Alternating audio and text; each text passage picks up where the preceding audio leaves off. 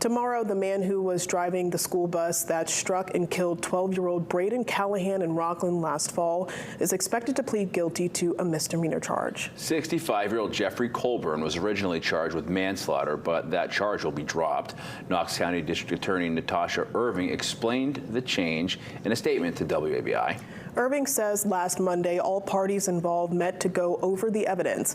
A judge reviewed a video that reportedly shows 3 children being let off the bus before Colburn closed the door, looked down for 2 seconds, then began driving, killing Braden, Irving says.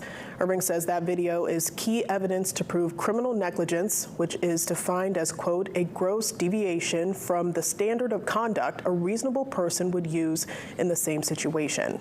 The judge told the DA's office he did not believe there was enough to prove criminal negligence. Irving said, quote, there is no question that Mr. Colburn's actions took the life of Braden Callahan.